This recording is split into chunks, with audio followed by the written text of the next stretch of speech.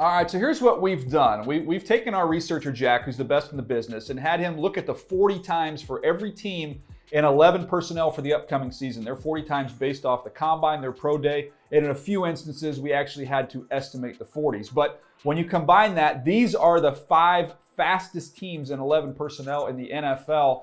And Bucky, I don't think there's any surprise to see the second fastest team in that personnel group is the Kansas City Chiefs. And this is a team that people have been trying to emulate and copy around the league because of that speed.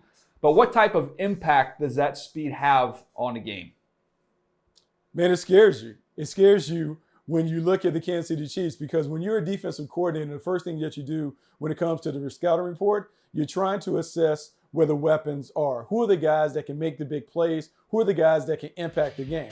Well, when you look at the Kansas City Chiefs, because they have speed everywhere, Tyreek Hill, Sammy Watkins, Mecole Hardman, Travis Kelce, they have so many explosive weapons that you really don't know how to prepare for them. Because the first thing you want to do is you can't let the ball fly over your head, because the vertical passing game is the quickest way to lose. But they're also fast enough on horizontal plays, the crossing routes, they can run away from you. And when you have a quarterback like Pat Mahomes, whose range is unlimited, it really challenges the defensive coordinator to come up with a plan to slow those guys down.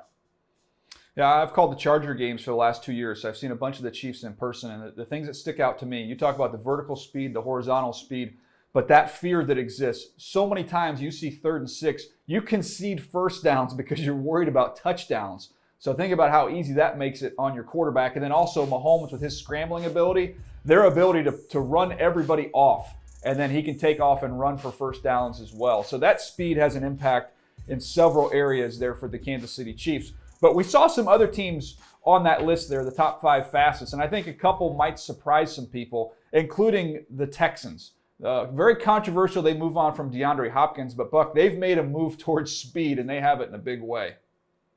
They do have it in a big way, and I think this is going to make their offense a better offense. And that's not being disrespectful to DeAndre Hopkins, a 3-time All-Pro player. But what they've done is they've surrounded Deshaun Watson with a track team.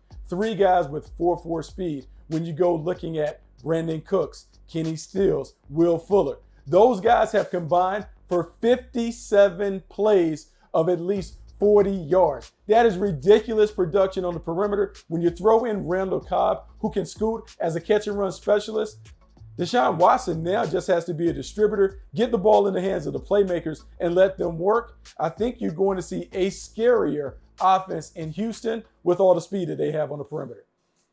Yeah, and I mentioned it with Mahomes, also with Watson. Watson is a fantastic athlete too, so all that speed's going to press everything down the field. He can buy time with his athleticism and hit the home run. He can also take off and go because there's going to be a lot of space for him to move. So it's going to be a different Texans offense, but should be fun to watch. The team at the very top, though, of that list was the Giants, the fastest team in the NFL in 11 personnel. And the reason for that, really because the tight end, you see Evan Ingram there with the 4.42. That's what keeps that average all the way down. Obviously, Saquon Barkley, we know about his big-time home run speed. But I don't think if you polled the average fan, they would think of the Giants as the fastest team in the NFL. But that's exciting for a young quarterback in Daniel Jones. If they can keep Evan Ingram healthy, he missed too much time last year, but if they can keep him for a full season, I think this Giants offense has a chance to be very dynamic, very explosive.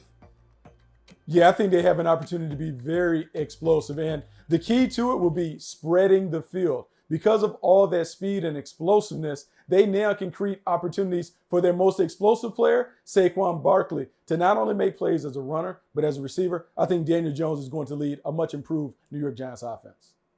Now, I do need to mention, look, there's a difference between time speed and play speed. There's several teams that aren't going to show up on this list, but are plenty fast because they have play speed. In fact, we're going to talk about the 5 slowest teams a little bit later on in the show, and that includes a couple playoff teams. So how do they do it? How do they get around the fact that they aren't, the fastest team on the clock? We'll discuss that a little bit later on in the show.